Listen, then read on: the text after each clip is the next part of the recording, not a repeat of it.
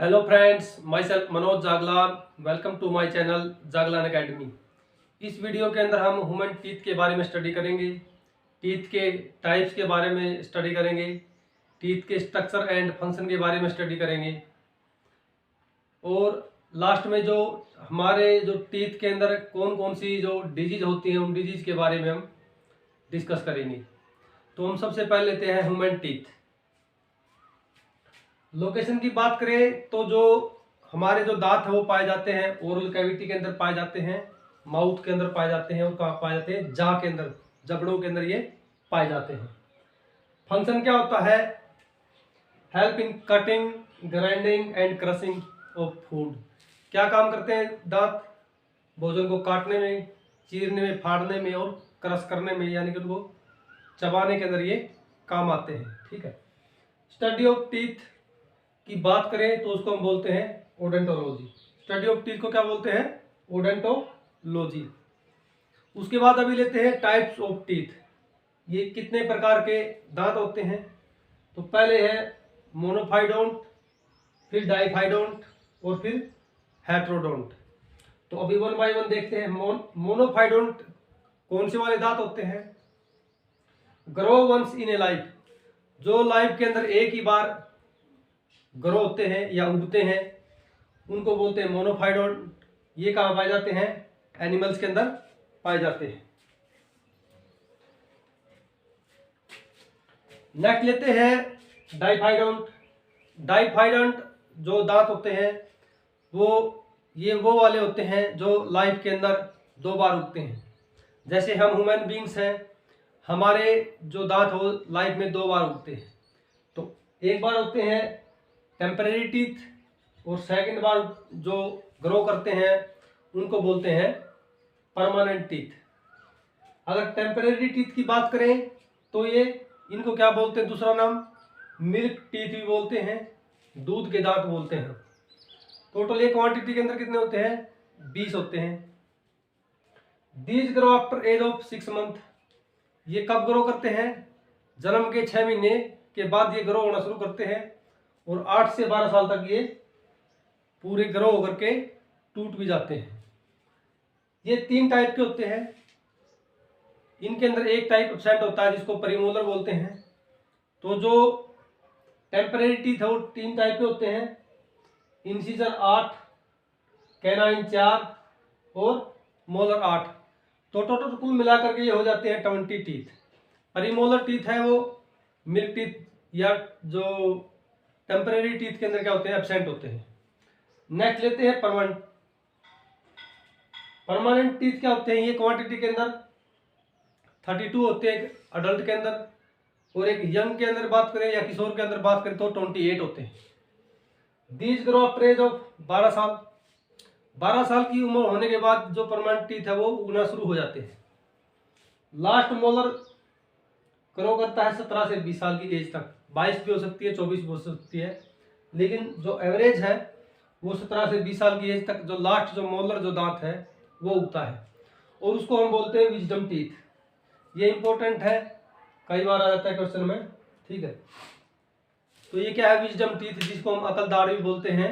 ये 17 से 20 साल की एज के अंदर ग्रो हो जाता है। अभी नेक्स्ट आता है हेट्रोडोंट। ठीक है। हेट्रोडोंट वो होते हैं जो लाइफ के अंदर 2 बार से ज्यादा या कई बार उगते हैं। कई बार उगते हैं या ये बोल सकते हैं मोर देन 2 टाइम्स जो लाइफ के अंदर ग्रो करते हैं। ये अलग अलग टाइप के होते हैं और अलग अलग इनकी शेप होती है और इसमें अलग अलग ऑर्गेनिज्म के अंदर ये पाए जाते हैं। तो ये था हमारा टाइप्स ऑफ टीथ, मोनोफाइडोंट, डाइफाइडोंट और हेट्रोफाइडोंट। अभी हम स्टडी करेंगे हमारे ह्यूमन टीथ के बारे में। जो परमानेंट टीथ होते हैं उसके बारे में स्टडी करेंगे। नेक्स्ट जो टॉपिक आता है वो टीथ का, वो है परमानेंट टीथ। तो परमानेंट टीथ है जो हमारे जाह के अंदर पाए जाते हैं, दोनों के दोनों जाह के अंदर। तो ये होते हैं 32,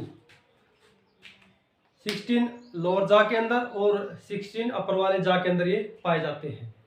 तो ये 4 प्रकार के होते हैं परमानेंट टीथ, 4 टाइप्स के होते हैं। इंसिजर, कैनाइन, प्रीमोलर और मोलर। ठीक है। अभी इनको मैं पहले एक बार डायग्राम से बता देता हूँ। इतना अच्छा नहीं बनाया लेकिन फिर भी ये समझाने के हिसाब से बनाया है। जो हमारे जबड़े के फ्रंट के अंदर होते हैं, जो सबसे आगे होते हैं, ये वाले, ठीक है, इनको हम क्या बोलते हैं, इंसीजर बोलते हैं। ये 4 दांत होते हैं हमारे बिल्कुल फ्रंट के अंदर होते हैं ये। उसके बाद इंसीजर के साइड में एक दांत इस साइड में होता है और एक दांत इस साइड के अंदर होता है, तो वो होते हैं कैनाइन। उसके बाद में कैनाइन से नेक्स्ट 2 इस साइड में और 2 इस कैनाइन के साइड में, वो होते हैं प्रीमोलर। उसके बाद में सबसे जो लास्ट जा का जो अंदर वाला जो पार्ट होता है, लास्ट होता है जा का, 3 इस साइड में और 3 इस साइड में, टोटल 6 मोलर दांत होते हैं, ठीक है। अभी एक एक करके हम दांतों के बारे में स्टडी करेंगे, परमानेंट टीथ के बारे में। तो सबसे पहले लेते हैं incisor sorry. These are use in biting and cutting of food. क्या काम आते हैं ये भोजन को काटने के काम आते हैं और बाइट करने के काम आते हैं और काटने के काम आते हैं, ठीक है। उसके बाद में these found in front of जा, कहाँ पाए जाते हैं, ये जबड़े के सामने वाले इलाके में पाए जाते हैं। टोटल क्वांटिटी इनकी होती है 8। कैसे, 4 तो होते हैं अपर वाले जा के अंदर और 4 होते हैं लोअर वाले जा के अंदर। जैसे यहाँ पर एक ही जा दिखाया गया, दोनों जा नहीं दिखाए गए हैं, तो ये 4 ही दिखाए गए हैं, ठीक है। तो टोटल होते हैं 8। नेक्स्ट आता है canine. These comes between incisor and premolar. अब ये देखो, इंसीजर ये वाला है, प्रीमोलर ये वाला है। इंसीजर के और प्रीमोलर के बीच में कौन सा रहता है, कैनाइन, ठीक है। Main function of canine is to tear food. ये क्या काम करते हैं, भोजन को फाड़ने के काम आते हैं। जो हार्ड या थोड़ा स्लेंथरिंग टाइप अगर भोजन होता है तो उसको फाड़ने के काम आते हैं, ठीक है। उसके बाद में टोटल कितने होते हैं, 4 होते हैं, 2 अपर जा के अंदर और 2 लोअर जा के अंदर। नेक्स्ट पार्ट आता है प्रीमोलर। प्रीमोलर क्या होते हैं, next to canine comes to premolar. Canine के बाद में सिंगल दांत था, उसके बाद में 2 क्या जाते हैं, प्रीमोलर, ठीक है। हाँ, जो बच्चे होते हैं, जो मिल्क टीथ होते हैं, उनके अंदर प्रीमोलर एब्सेंट होते हैं, ठीक है। ये खाली अडल्ट के अंदर पाए जाते हैं, किशोर और अडल्ट के अंदर। तो नेक्स्ट क्या आता है, next to canine comes premolar. Canine से अगले वाला दांत कौन सा होता है, premolar. These are flat ended, थोड़े फ्लैट होते हैं इनका जो एंड होता है। टोटल इनकी क्वांटिटी होती है 8, 4 ऊपर वाले जा के अंदर और 4 नीचे वाले जा के अंदर। दीज कम्स, उसके बाद मोलर। मोलर कौन सा होता है, सबसे लास्ट वाला जो दांत होता है वो होता है molar. These comes in last of जा, जो जबड़े के लास्ट के वाले दांत होते हैं उनको बोलते हैं मोलर। दीज है मोर लेटरल एरिया, इनका एरिया थोड़ा ज्यादा होता है, जाड़ जो होती है चौड़ी होती है बाकी दांत की बजाय, क्योंकि उसके अंदर कस ज्यादा पाए जाते हैं, इस वजह से वो लेटरल एरिया उसका क्या होता है, ज्यादा होता है, क्योंकि कस ज्यादा होंगे तो एरिया भी ज्यादा होगा। These grind and crush food. क्या काम करते हैं ये, भोजन को ग्राइंड करते हैं और क्रश करते हैं। टोटल ये क्वांटिटी के अंदर 12 पाए जाते हैं, 6 ऊपर वाले जबड़े के अंदर और 6 नीचे वाले के जबड़े के अंदर। और जो सबसे लास्ट वाला जो मोलर टीथ जब ग्रो करता है 17 से 20 साल की एज में, उसको बोलते हैं विजडम टीथ, अकलदाढ़, ठीक है। तो सबसे लास्ट में अकलदाढ़ निकलती है जो 17 से 20 की एज के अंदर निकलती है, उसको हम विजडम टीथ बोलते हैं। तो ये क्या थे हमारे परमानेंट टीथ। अभी जो हमारे टूथ का जो नेक्स्ट पार्ट लेते हैं वो लेते हैं स्ट्रक्चर ऑफ टूथ, या ये क्या है टूथ का, ये लॉन्गिट्यूडनल सेक्शन है, ठीक है। लॉन्गिट्यूडनल सेक्शन है। लॉन्गिट्यूडनल सेक्शन अगर इसको हम ऐसे काट करके देखते हैं तो ये इस प्रकार से निकलता है अंदर से, ठीक है।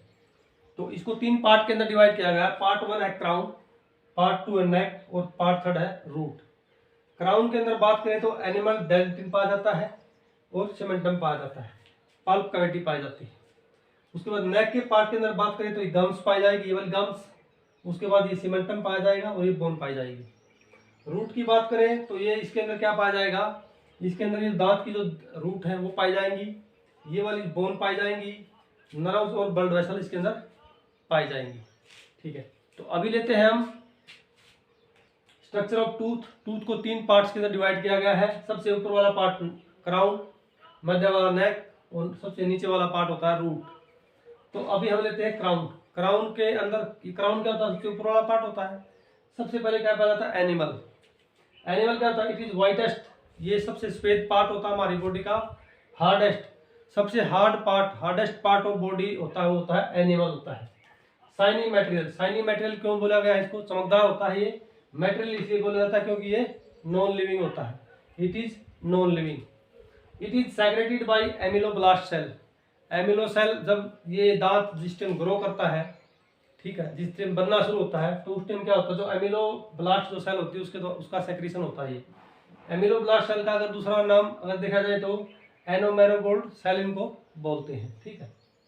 Animal is made up of calcium carbonate और कैल्शियम सल्फेट का ये बना होता है। किसका बना होता है? कैल्शियम कार्बोनेट का और कैल्शियम सल्फेट का बना होता है। और enamel is resistant to decay. ये क्या करता है? ये दांत को डिके होने से, नष्ट होने से रोकता है। उसके बाद नंबर 2 पार्ट आता है डेंटिन। ये वाला जो पार्ट है, ये वाला पार्ट डेंटिन बोलते हैं इसको। इसके अंदर ओडेंटोब्लास्ट सेल पाई जाती है, ठीक है। It is living part. ये क्या होता है? लिविंग होता है। क्राउन क्या होता है? नॉन लिविंग पार्ट होता है। It is secreted by odontoblast cell. इसके अंदर क्या पाई जाती है? डेंटिन के अंदर ओडेंटोब्लास्ट सेल पाई जाती है और उनके सेक्रेशन से ये क्या बनता है? डेंटिन बनता है। इट कंसिस्ट ऑफ 62 से लेकर के 69% तक इसके अंदर इनऑर्गेनिक सब्सटेंस पाए जाते हैं। ये हार्ड टिश्यू का बना हुआ होता है और इसके अंदर माइक्रोस्कोपिक ट्यूब पाए जाते हैं। इस प्रकार की ट्यूब पाई जाएंगी इसके अंदर, ठीक है। उनको हम बोलते हैं माइक्रोस्कोपिक। अभी लेते हैं क्राउन का नंबर 3 पार्ट, पल्प कैविटी। ये वाला जो पार्ट होता है, इस वाला पार्ट, इस पार्ट को हम बोलते हैं पल्प कैविटी।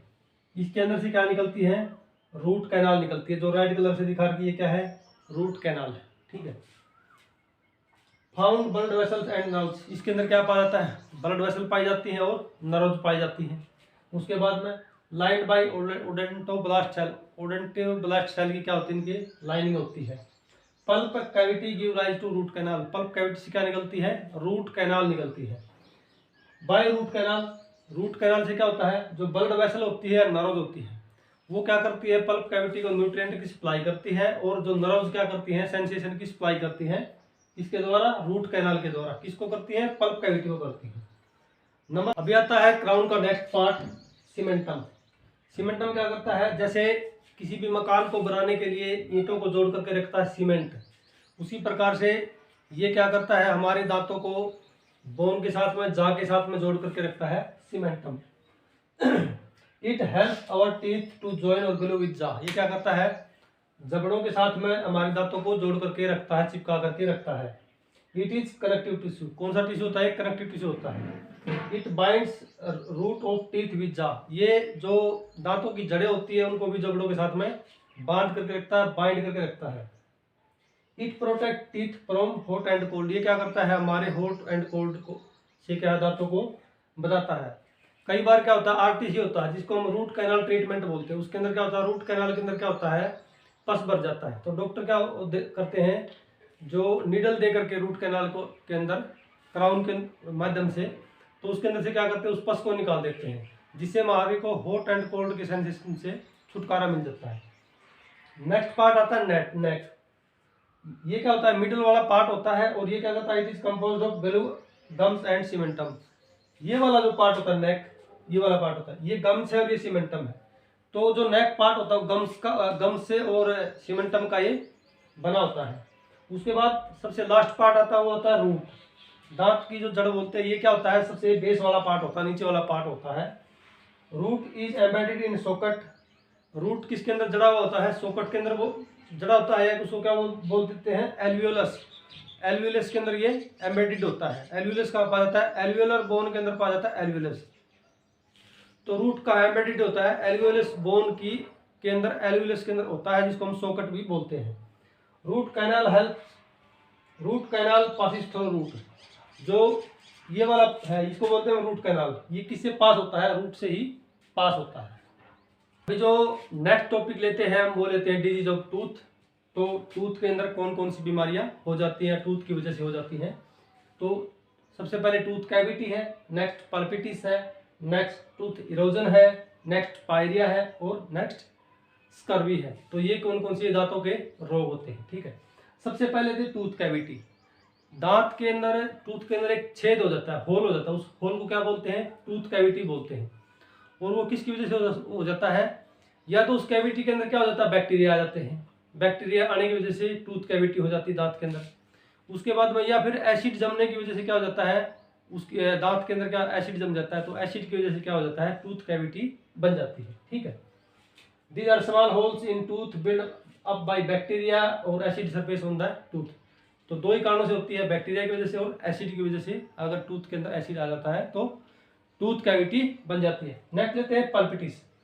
जब ये टूथ कैविटी बड़ा साइज ले लेती है, इसको ठीक न करवाया जाए, ठीक है, तो क्या हो जाता है, उसके अंदर जो कैविटी के अंदर क्या हो जाती है, इन्फ्लेमेशन शुरू हो जाती है, जलन शुरू हो जाती है या दर्द शुरू हो जाता है, उसको हम क्या बोलते हैं, पल्पिटिस बोलते हैं।